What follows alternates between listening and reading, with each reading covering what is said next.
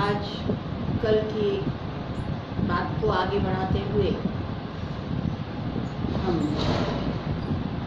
चर्चा कर रहे हैं रीतिकाल की प्रमुख प्रवृत्तियों की। और कल हमने 2 प्रवृत्तियों का जिक्र किया था, एक तो अलंकारिकता और दूसरा श्रृंगार। 2 प्रमुख प्रवृत्तियां थी इस काल की, अलंकारिकता और श्रृंगार। तो अलंकारिकता की जहाँ बात करें तो चमत्कार प्रदर्शन की बहुलता इस काल में दिखाई देती है, और चमत्कार प्रदर्शन की बहुलता के कारण से ये युग क्लिष्ट कविता का बना।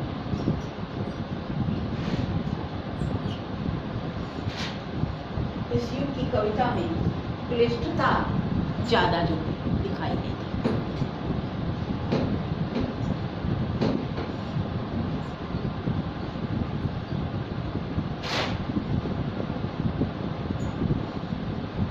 और भक्ति का, क्योंकि सभी आचार्यत्व का मोह सभी कवियों में था, तो इसीलिए जो है अलंकार उनका चमत्कार प्रदर्शन करने का तरीका। अगली जो प्रवृत्ति है भक्ति और नीति। इस काल में राधा कृष्ण का जो नाम उल्लेख है वो नायक और नायिका के रूप में उल्लेख किया गया है।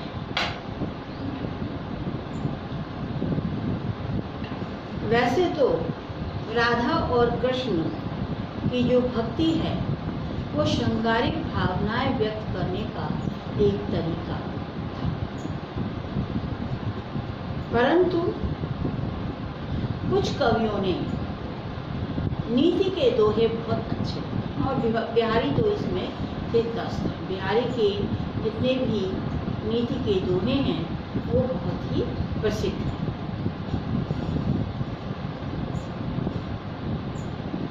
और इन्हीं के आधार पर बिहारी एक बहुज्ञ कवि हैं ऐसा पता चलता है। बहुज्ञता उनके नीति के दोहों में दिखाई देती है। कहीं तो राजनीति से संबंधित हैं, तो कहीं जो है सामाजिक संबंधों से संबंधित है।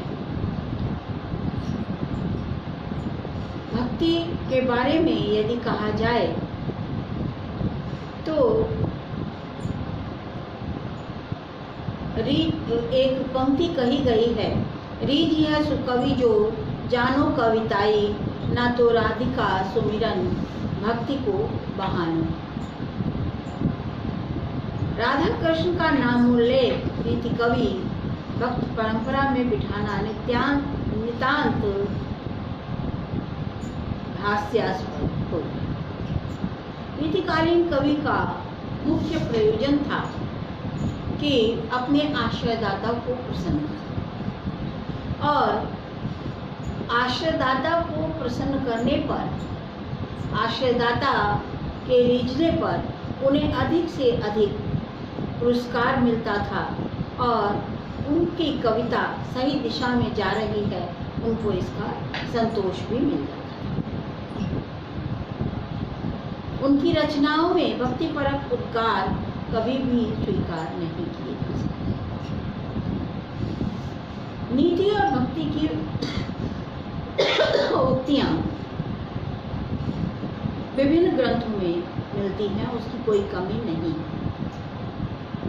बिहारी के काव्य में जो नीति के दोहे हैं वो श्रृंगार से भी अधिक जो है प्रभावशाली हैं, और उनके लिए बिहारी प्रसिद्ध भी है।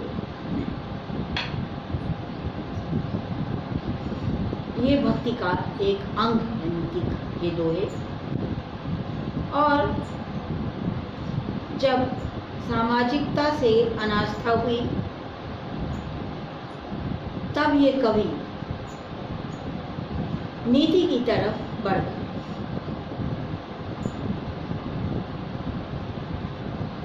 सच तो ये है कि अवसान और थकान का द्योतक है उनकी ये भक्ति और नीति।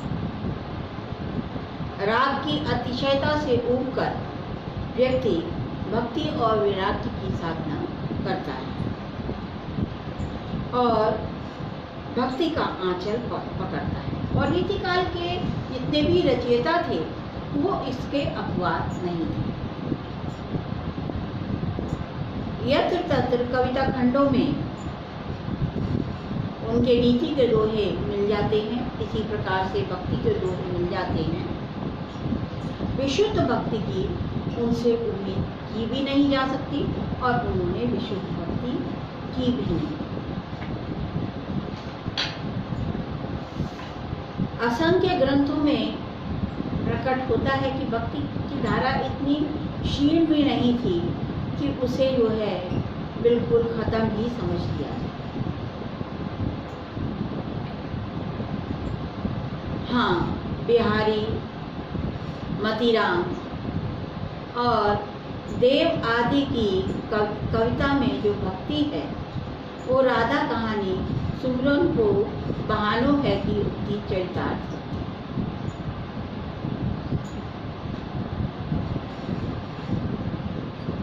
पर उनके उक्तियों ने, नीति की उक्तियों ने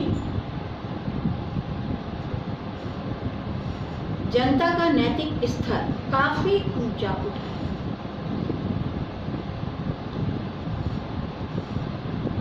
जैन कवियों और संतों की रचनाएं भी इस काल में आध्यात्म और भक्ति की दृष्टि से पर्याप्त महत्वपूर्ण दिखाई देती हैं। रामकृष्ण से संबंधित मुक्तक छंद और प्रबंधात्मक काव्य भी लिखे गए। शिव पार्वती से संबंधित रचनाएं भी इस काल की मिलती। काव्य रूप अगला पॉइंट है। इस युग में किसी विशालकाय ग्रंथ की रचना नहीं हो सकती, क्योंकि विशालकाय ग्रंथ प्रबंधात्मक रचना करने के लिए जिस धैर्य की आवश्यकता होती है वो धैर्य इन कवियों में नहीं। इनका जो छंद था वो प्रिय छंद रहा कि दोहों के रूप में, सवैया के रूप में, कवित्व के रूप में। अर्थात कहने का तात्पर्य ये है कि मुक्तक छंद के रूप में जितना अपनी कविता को प्रभावशाली बनाया जाए और जितना वाहवाही लूटी जा सकती है आश्रयदाता की, वो मुक्तक छंद के द्वारा है। प्रबंध रचना को पढ़ने या सुनने का धैर्य ना तो आश्रयदाताओं में था और ना ही इस युग के कवि में। तो अधिक से अधिक जो इन्होंने रचनाएं की हैं वो मुक्तक छंदों में रचनाएं की हैं। उसके लिए उनके अनुकूल दोहा, कवित्व, सवैया, छप्पे आदि छंद रहे और मुक्तक रूप से उन्होंने। और इस समय के कवियों एक दूसरे से बाजी मार लेने की होड़ रहती, तो छोटे छंद का प्रयोग करके ही ये प्रतिस्पर्धा सफल हो सकती थी। अतः प्रबंध काव्य का प्रश्न ही नहीं होता।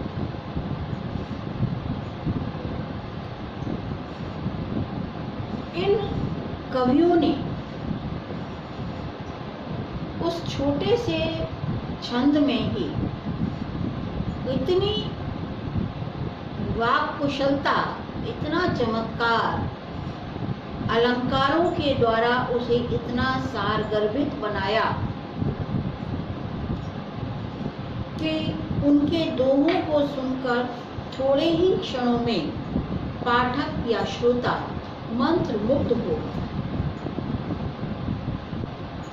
कवि ने मनोरम वस्तुओं और व्यापारों को छोटे से छोटे छंद में भरकर इतना उसको सारगर्भित बना दिया कि कवि बिहारी के कुछ दोहे तो ऐसे हैं जिन्हें सुनकर अनेक भाव उसमें भरे हुए हैं, तो उन्हें बिहारी ने अपने गागर में सागर ऐसी उक्ति से नवाजा है। ऐसी शिक्षाएं, ऐसी उक्तियां, ऐसे अर्थ उसमें हैं जो उनकी सामासिकता को देखकर दांतों तले उंगली दबा देते हैं। तो ये कवि भाषा के कलाकार थे। इसी तरह से मुक्तक छंदों की अविच्छिन्न परंपरा इस युग में दिखाई देती और इस युग का मुक्तक पद्य 100 प्रबंध काव्यों से बढ़कर प्रभाव क्षमता रखने वाला दिखाई देता है। चरितार्थ होता है, उसमें ना तो गहराई की कमी है और ना ही रसोद्रेक की कमी है। समष्टि रूप से कहा जा सकता है कि इस युग का कवि ना तो भावुक था, ना ही रसोद्रेक करना चाहता था। वो सिर्फ चमत्कार उत्पन्न करना चाहता था और चमत्कार उत्पन्न करने के लिए ये मुक्तक छंद बहुत ही कारगर सिद्ध हुए। अगला हमारा पॉइंट है ब्रज भाषा की प्रधानता। इस युग में ब्रज भाषा की प्रधानता है। साहित्यिक भाषा के रूप में ब्रज भाषा थी और ब्रज भाषा की बड़ी ही उन्नति हुई। अलंकार प्रधान युग में भाषा की सजीवता और श्रृंगार के संबंध में विशेष सतर्कता और जागरूकता से काम लेना। भारतीय साहित्य में लालित्य के क्षेत्र में संस्कृत भाषा के पश्चात ब्रज भाषा का ही स्थान आता है। ये मध्यदेशीय भाषा थी। दूसरी, इसकी प्रकृति मधुर थी, साथ ही कोमल रसों की सुंदर अभिव्यक्ति इसमें अपार क्षमता थी। यही कारण है कि रामचरितमानस और पद्मावत जैसे काव्य अवधि में लिखे हुए हैं, फिर भी रीति कवि ने ब्रज भाषा के प्रति अपना आकर्षण दिखाया, उसे सजाया, उसे संवारा। नगेंद्र इस युग की भाषा के विषय में लिखते हैं। भाषा के प्रयोग में इन कवियों ने खास नाजुक मिजाजी बरती है। इनके काव्य में किसी भी ऐसे शब्द की गुंजाइश नहीं है जिसमें माधुर्य नहीं है और जो माधुर्य गुण के अनुकूल न हो। अक्षरों के गुंफन में इन्होंने कोई त्रुटि नहीं छोड़ी। संगीत के रेशमी तारों में इनके शब्द मणि माणिक्य की मोती की तरह गुथे हुए। नागरिकता और मसृणता इस काल की भाषा के मुख्य तत्व हैं। ऐसी रंगोज्वल शैली, शब्दावली अन्यत्र दुर्लभ।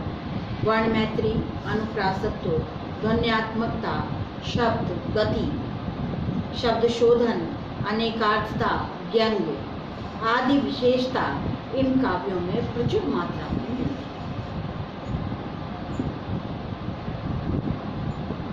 इस समय भाषा में इतनी प्रौढ़ता आई कि कविता के क्षेत्र में भारतेंदु युग तक इस भाषा का वर्चस्व था।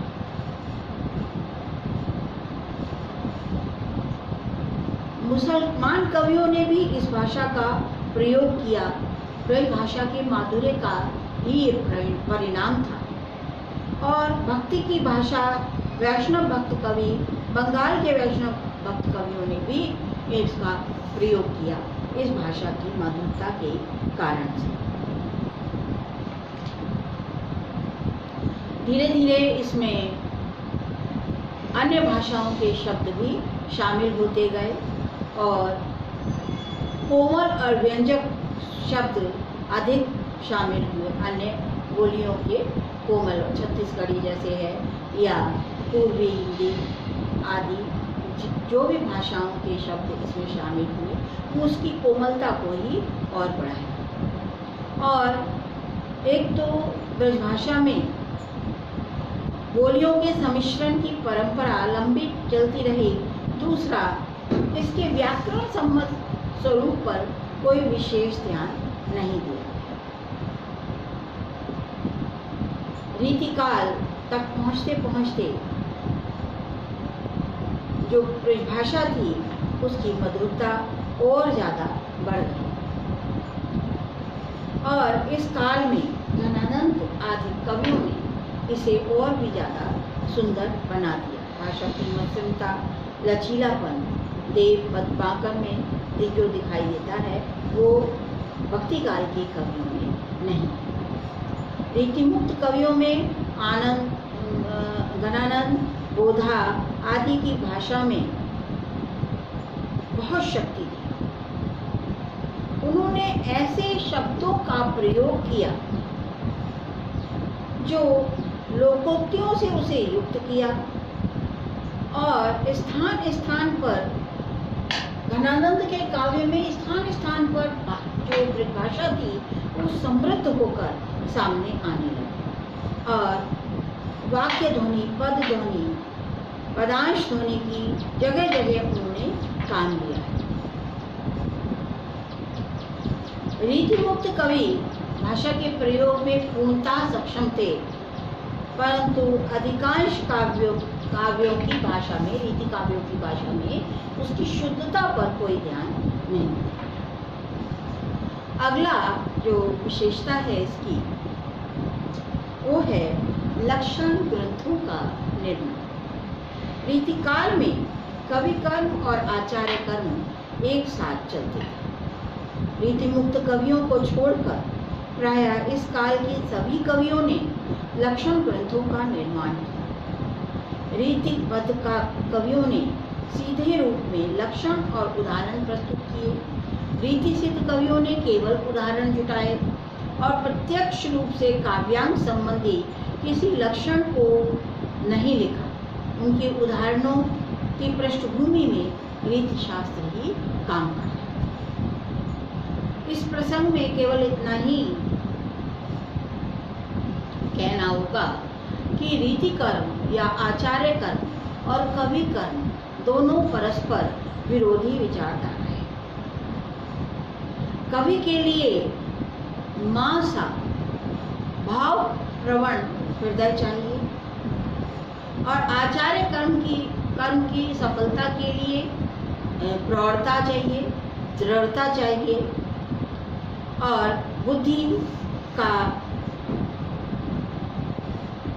बुद्धि और विवेचन शक्ति चाहिए। रीति युगीन साहित्यकार भावुक हृदय वाला एक कोमल भावनाओं का चितेरा था। आचार्य कर्म तो उसे परंपरागत रूप में निभाना पड़ा। अतः वो कभी भी संस्कृत के आचार्यों की तरह पंडित नहीं बन पाया, क्योंकि ये कर्म उसे केवल इसलिए अपनाना पड़ा कि राज्याश्रय में रहने के लिए रीति शास्त्र का ज्ञान होना बहुत आवश्यक था और आचार्य होना बड़ा ही आवश्यक था।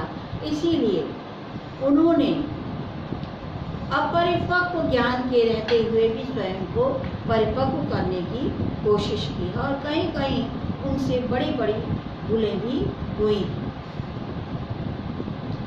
यही कारण है कि जितने भी रीतिकाल में जितने भी आचार्य तो के ग्रंथ लिखे गए, जितने भी रीति शास्त्र के ग्रंथ लिखे गए, उसमें संस्कृत जैसी प्रौढ़ता नहीं,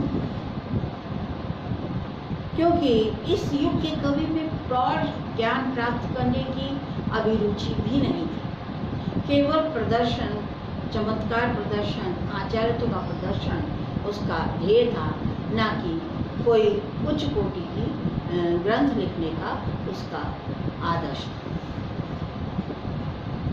संस्कृत के आचार्यों की परिपाटी यहाँ नहीं बन पाई, केवल उनके मान्यताओं का पृष्ठपोषण ही किया गया, कोई नवीन उद्भावना इस काल की नहीं हो पाई। हालांकि बहुत से रीति ग्रंथ तो लिखे गए, पर कोई भी नवीन उद्भावना इस युग में नहीं। इस परंपरा को लेकर लिखे गए ग्रंथों की संख्या भी बहुत बड़ी है।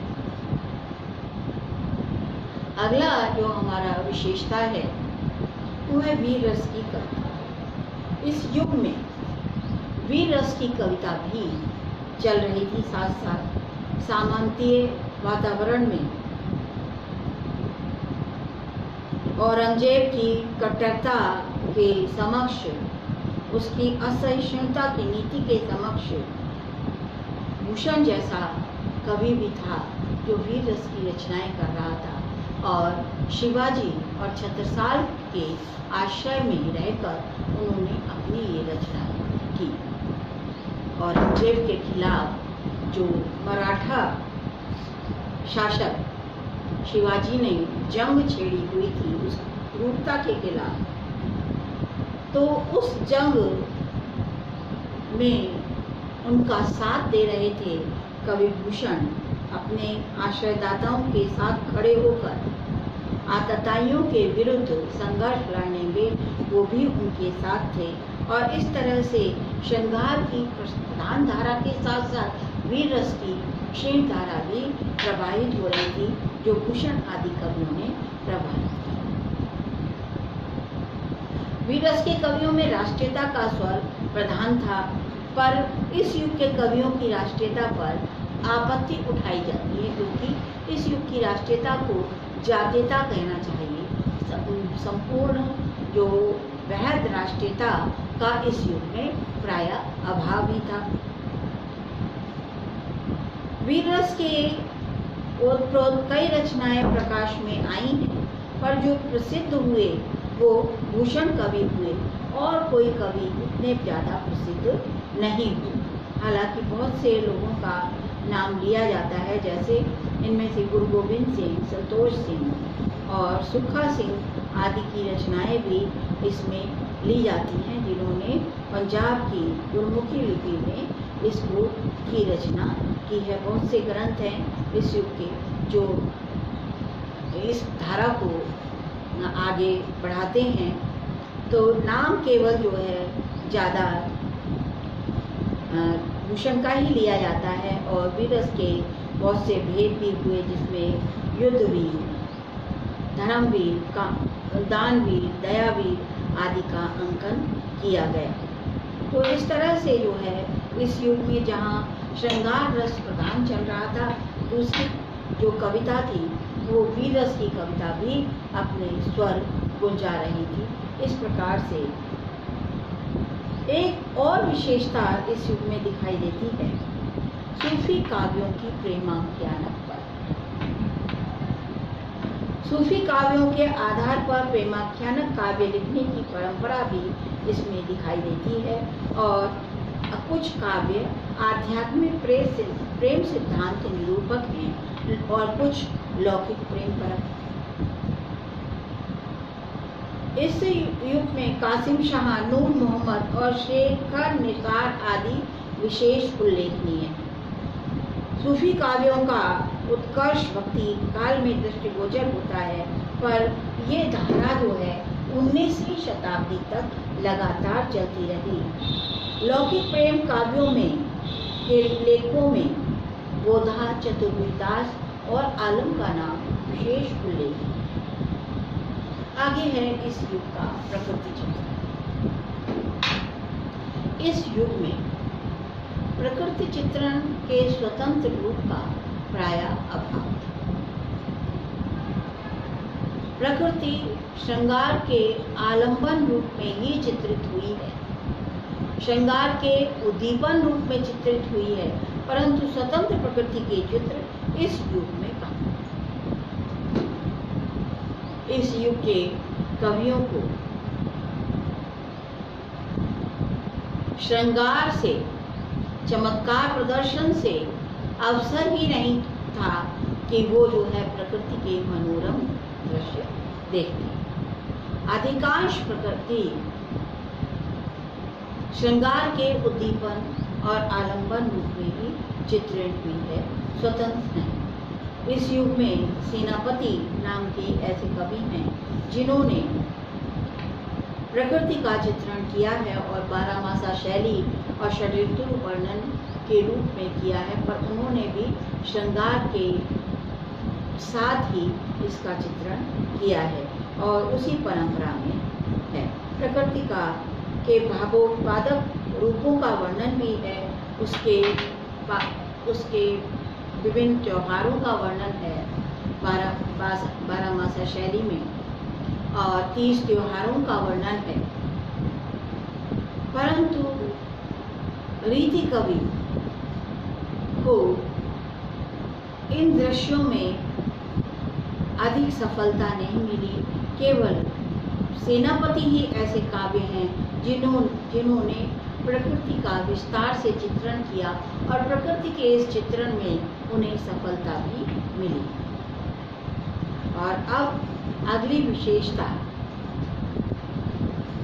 अभिव्यंजना पद्धति है इस युग की, जो विशेष है कि इस युग की जो अभिव्यंजना पद्धति थी वो बहुत ही विशाल है। इस पर विस्तार से हम कल चर्चा करेंगे। आज हम यहीं पर अपने लेक्चर को विराम देते हैं। कल फिर कुछ अभी विशेषता रह गई हैं, उन विशेषताओं की चर्चा करेंगे। Thank you.